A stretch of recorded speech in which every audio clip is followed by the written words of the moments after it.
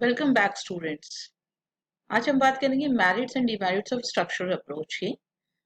लेकिन यहाँ मैं बताना चाहूँगी कि हम पिछले 2 लेक्चर्स में स्ट्रक्चरल अप्रोच क्या होती है पेडागोजी ऑफ इंग्लिश में, और स्ट्रक्चरल अप्रोच का क्लास में कैसे यूज़ किया जाता है ये भी हम कर चुके हैं। तो अभी आज हम बात करेंगे merits and demerits of structural approach की।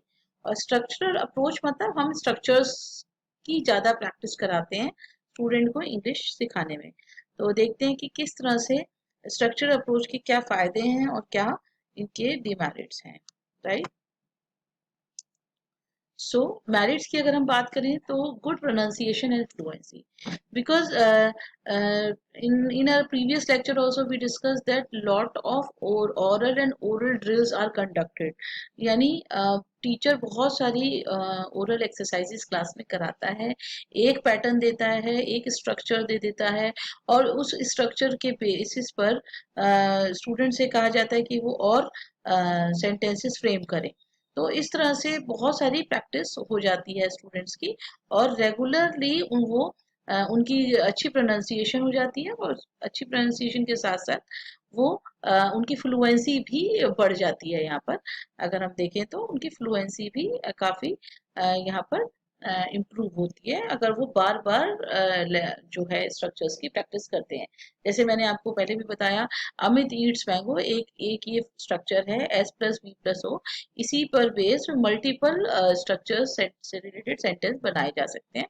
तो इससे क्या होता है कि स्टूडेंट्स की रेगुलर ओरल एक्सरसाइजेज होती हैं और फ्लुएंसी डेवलप होती है।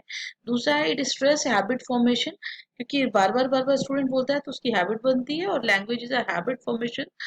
बेसिकली लैंग्वेज लर्निंग में we what we do, we actually develop the habit of speaking, and gradually it becomes the part of our speaking habit, right.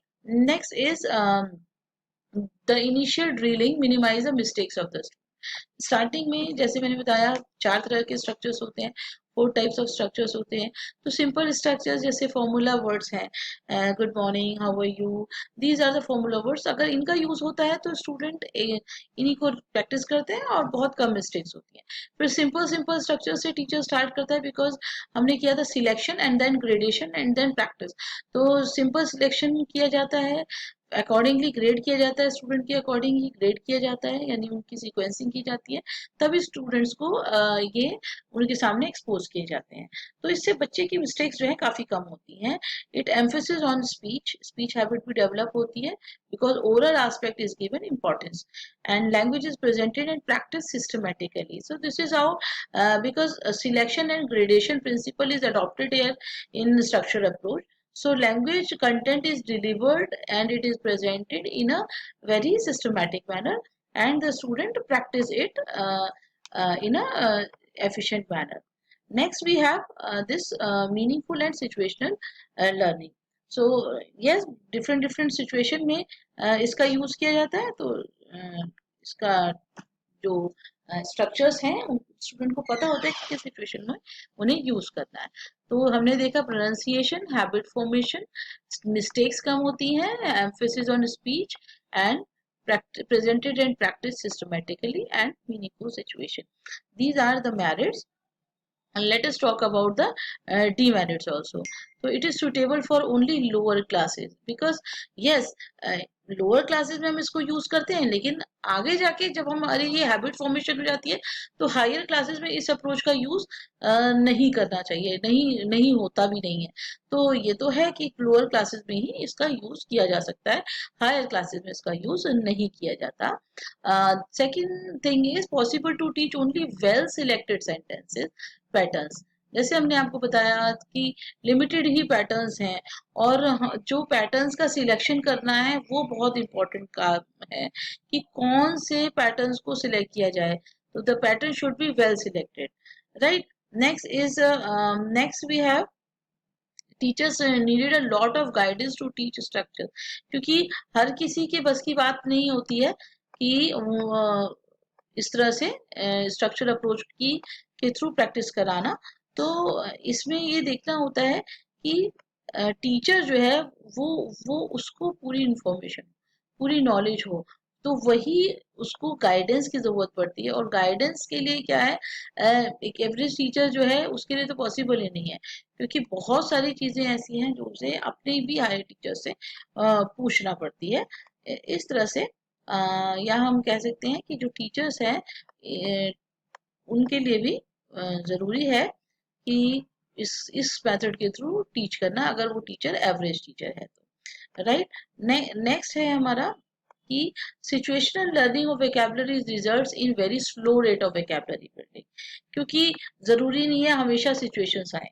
तो situation में इसका approach का यूज किया जाए तो वो लाइफ से रिलेट होके हमारे को प्रैक्टिकल एप्लीकेशन पता लगता है इसका।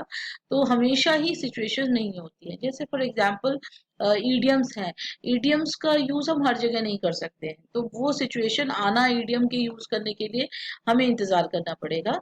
सारे पैटर्न्स के लिए हमें इंतजार करना पड़ेगा, राइट।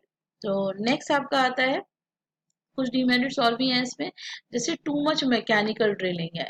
मैकेनिकल मीन्स इधर हमने कहा स्टूडेंट ने किया, हमने कहा स्टूडेंट ने किया, तो बहुत थोड़ा मैकेनिकल है, माइंड नहीं लगाना जिसे कह सकते हैं। तो जैसे बोला वैसे ही करना है। और दूसरा है ओवर क्राउडेड क्लासरूम के लिए यूजफुल है नहीं, because so many students can be ignored neglected by the teacher, because paying attention to all the student is not possible for the teacher. And it requires lot of teaching aids, because situation create करके हम पढ़ाएंगे। Situation में लाने के लिए हमें definitely pictures का use करना पड़ेगा, और सिचुएशन क्रिएट भी करनी पड़ सकती है। सिचुएशन क्रिएट करने के लिए बहुत सारे टीचिंग एड प्रिपेयर भी करने पड़ सकते हैं। सो दिस में be difficult task. And it's teacher centred classroom,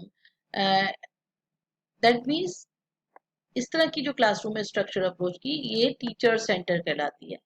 यानी कि हम वैसे बात करते हैं कि स्टूडेंट सेंटर अप्रोच होनी चाहिए, लेकिन ये थोड़ा सा टीचर, क्यों टीचर ही सिलेक्ट करता है, टीचर ही सिलेक्ट करता है और टीचर ही ग्रेड करता है कंटेंट को।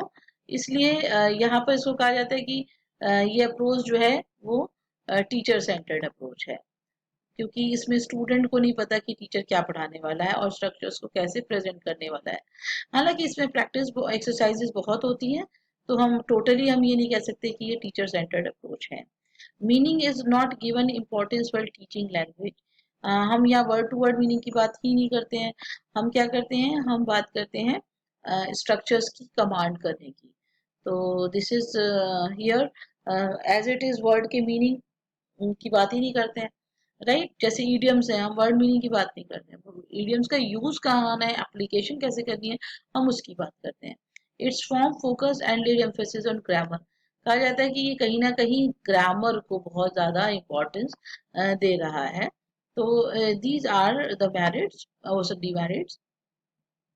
So I hope you have understood the meaning and this merits and demerits of this approach, right? So was all about structured approach. I hope in the previous 3 videos you have understood. Next topic will be the situational approach. Thank you. Have a nice day.